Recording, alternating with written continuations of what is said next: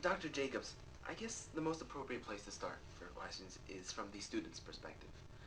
And I guess the best question to ask is, what is curriculum mapping?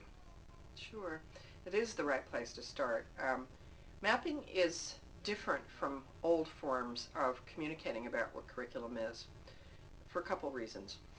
Mapping asks teachers to reveal what they're actually doing in real time operationally in the classroom the course of the school year and share it electronically with all other members of their faculty. And also, as a result of it being electronic and web-based, they could also immediately find out what's going on in a building, say I taught in an elementary, what's going on in my neighboring high school, immediately.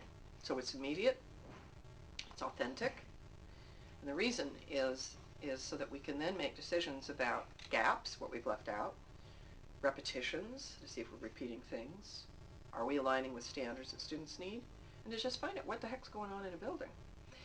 You know, it may sound funny, but we're the only field, educations have been the only field that's been confused between what a guideline is and what's operational.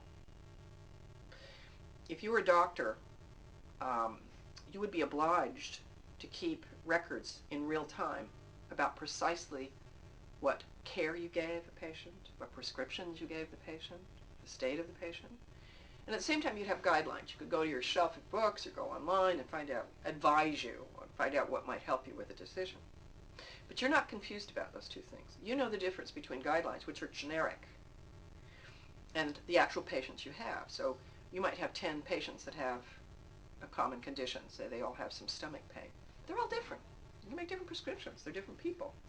If I'm the next doctor who receives your patients, I need to know precisely what you did, what you worked on, what you assess, how you assess them, what prescriptive actions you took in real time. In the past, Matt, we've never had that.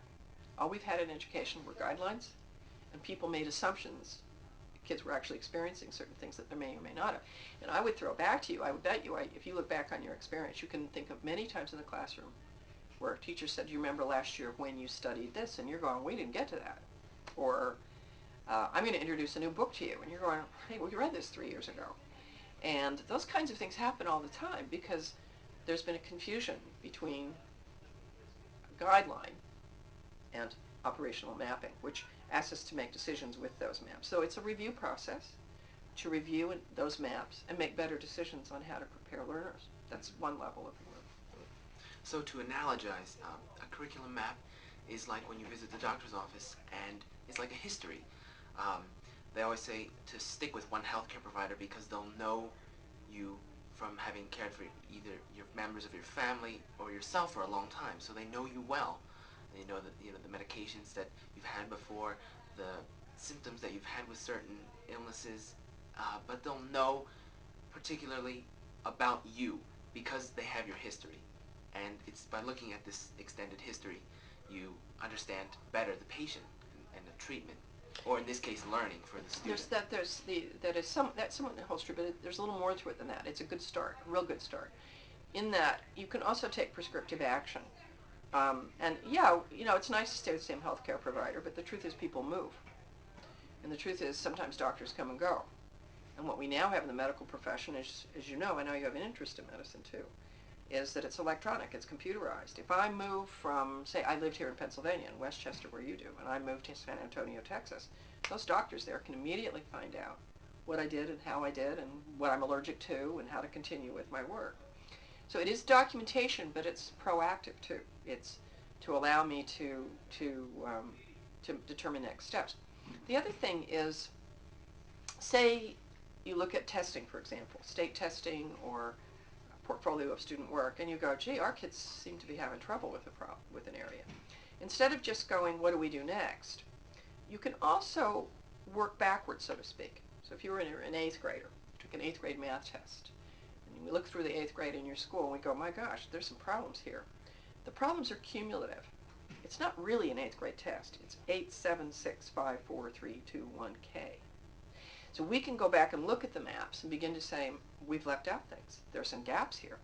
Aren't we nailing this, or are we missing things? So that those who follow can have a better journey, as well as we're going to have to do something invasive right now because the 8th graders we have difficulties. So it allows you to do a lot of things. It allows you to, yes, have that history, but more importantly, take a hard look at what to do next, improve the journey of those who follow, update your work. You know, one thing in medicine is you want to have current medications. You want to be right on the cutting edge of what is the most thoughtful, well-researched practices.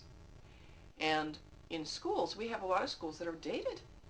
Kids are, not everybody goes to a school like yours. Not everybody has teachers who are willing to work with more contemporary tools or ways of communicating. And mapping also is saying, when you look at your curriculum, you should aggressively, and I don't apologize for that adverb, you should aggressively be looking at what year you're preparing your kids for. Mm-hmm. So one reason for our conference here is to look at, yes, let's look for gaps, let's look for repetitions, how do we help our kids? But it's also, hey guys, what century are we in? How could we take a hard look at that curriculum and make a difference? Mm-hmm. One other thing, you made an interesting point.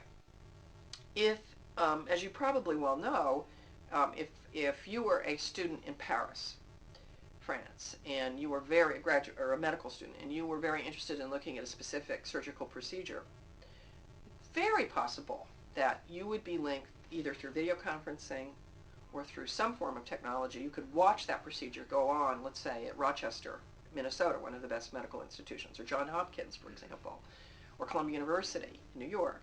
You could see that from far away, and you could also share your findings with other students around the world who were looking at the same procedure. In a similar way, mapping, because it's global, it's literally all over the world, people can what we call export and import curriculum units. So I can go beyond even my school and expand my repertoire or what I draw from teachers far away as well as close by because of the electronic nature. So it's very different from the old ways of working, and I say technology is a formidable reason for that.